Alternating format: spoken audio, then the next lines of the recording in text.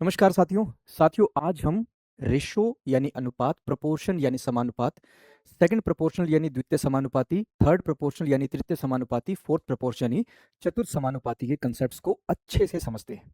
सबसे पहले रेशो या फिर अनुपात क्या होता है। जब हम किन्हीं दो संख्याओं को कंपैरिजन में, मुकाबले में लिखते हैं तो हमें उनकी रेशो, उनका अनुपात मिलता है। दो संख्याओं को मुकाबले में लिखना, बहुत ही सिंपल से एग्जांपल से बताता हूं कि भाई मान लेते हैं राम के पास कितने हैं 100 रुपए और श्याम के पास कितने हैं मेरे भाई 200 रुपए।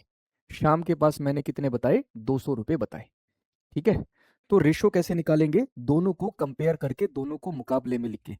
भाई अगर मैं पहली संख्या को 100 से डिवाइड करूं और दूसरी संख्या को भी 100 से डिवाइड करूं, पहली संख्या कितनी हो जाएगी 1 और दूसरी संख्या कितनी हो जाएगी 2। यानी मैं ये कह सकता हूं कि राम के 1 रुपए के ऊपर श्याम के पास कितने हैं 2 रुपए।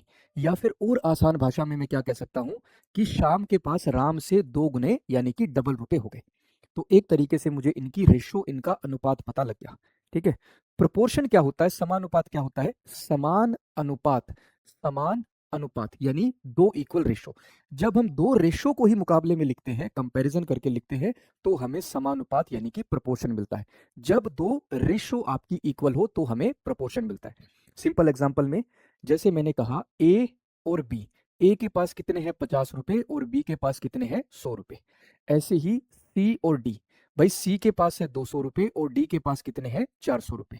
दोनों को रेशो पर लिखता हूं मेरे भाई। 50 से डिवाइड करूंगा 1 पर गया, 50 से डिवाइड किया 2 पर गया, 200 से डिवाइड किया 1 पर गया और 200 से डिवाइड किया 2 पर गया। ए रेशो बी किसके बराबर बना 1:2 के, और सी रेशो डी किसके बराबर बना 1:2 के। यानी ए रेशो बी जो है वह सी रेशो डी के बराबर है। दो रेशो आपस में बराबर यानी प्रपोर्शन में।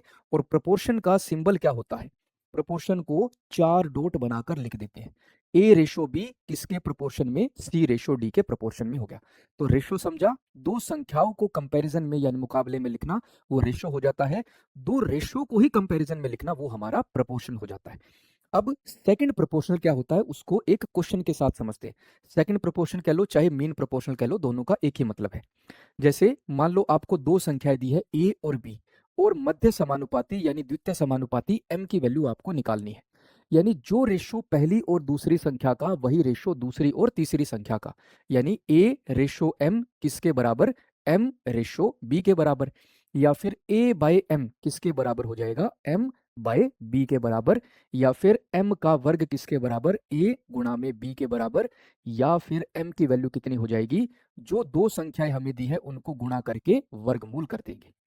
तो इस तरीके से, इस डायरेक्टली इस फॉर्मूले से आप मध्य समानुपाती या द्वितीय समानुपाती कैलकुलेट कर सकते हो। पहली संख्या कितनी है 9, दूसरी संख्या कितनी है 36, दोनों का गुणा करके वर्गमूल। 9 का वर्गमूल 3, 36 का वर्गमूल 6, 6 गुणा में 3 कितना हो जाएगा 18। आंसर क्या बनेगा 18 हो जाएगा। अब थर्ड प्रोपोर्शनल तृतीय समानुपाती को देखते हैं। मेरे भाई एक संख्या दी है आपको 16, दूसरी संख्या दी है आपको 24। थर्ड प्रोपोर्शनल तृतीय समानुपाती यानी इन दोनों संख्याओं के बाद सी की वैल्यू आपको निकालनी है। ठीक है, यानी जो रेशो आपका पहली और दूसरी संख्या का वही रेशो दूसरी और तीसरी संख्या का बनेगा, सेकंड और थर्ड का। यानी 16/24 किसके बराबर, 24 डिवाइडेड बाय सी के बराबर। या फिर 16 मल्टीप्लाई सी किसके बराबर हो गया, 24 मल्टीप्लाई में 24। या फिर सी की वैल्यू कितनी हो जाएगी 24 मल्टीप्लाई 24 डिवाइडेड बाय 16। या फिर मैं क्या कह सकता हूं, जो दूसरी संख्या आपको दी है उसका वर्ग, दूसरी संख्या का वर्ग डिवाइडेड बाय पहली संख्या हो जाएगा, डिवाइडेड बाय पहली संख्या। 8 से गया कितने पर 2 पर, 8 से गया कितने पर 3 पर, 2 से गया 1 24 कितने पर 12 पर, 12 गुणा में 3 कितना 36। थर्ड प्रोपोर्शनल तृतीय समानुपाती की वैल्यू कितनी होगी 36। इस बार एयरफोर्स के वाई ग्रुप में 12 और 78 का थर्ड प्रोपोर्शनल तृतीय समानुपाती आपसे पूछा था कि क्या होगा। अब इस कंसेप्ट को समझने के बाद इस क्वेश्चन को आप बहुत ही आसानी से सोल्व कर सकते हो। इसके बाद मेरे भाई अगला कंसेप्ट क्या, 12, 18 और 20 का चतुर्थ समानुपाती फोर्थ प्रोपोर्शनल बताइए क्या होगा।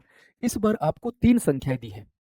पहली संख्या दूसरी संख्या, तीसरी संख्या और फोर्थ प्रोपोर्शनल डी की वैल्यू आपसे पूछी हुई है। मतलब जो रेशो पहली और दूसरी संख्या का वही तीसरी और चौथी संख्या का बनेगा। या फिर a बाई बी किसके बराबर, c बाई डी के बराबर, या फिर a गुणा में d किसके बराबर, b गुणा में c के बराबर।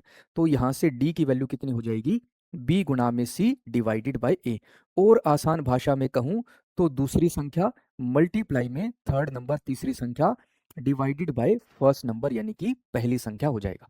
दूसरी संख्या आपको कितनी दी है 18, तीसरी संख्या आपको कितनी दी है 20 और पहली संख्या कितनी है मेरे भाई 12। सोल्व करते इसको, 6 से गया 2 पर, 6 से कितने पर गया 3 पर, 2 से गया 1, 20 कितने पर जाएगा 10 पर, 3 गुणा में 10 कितना 30। फोर्थ प्रोपोर्शनल कितना निकल कर आया 30 निकल कर आया। अब सेकंड प्रोपोर्शनल हो चाहे थर्ड प्रोपोर्शनल हो चाहे फोर्थ प्रोपोर्शनल, इनके ऊपर जिस भी तरीके के क्वेश्चन आएंगे आप फॉर्मूले से डायरेक्टली सोल्व कर सकते हो, ठीक है। और इसी तरीके की वीडियो के लिए जुड़े रहिए रोजगार with Ankit defence YouTube channel पर। जय हिंद।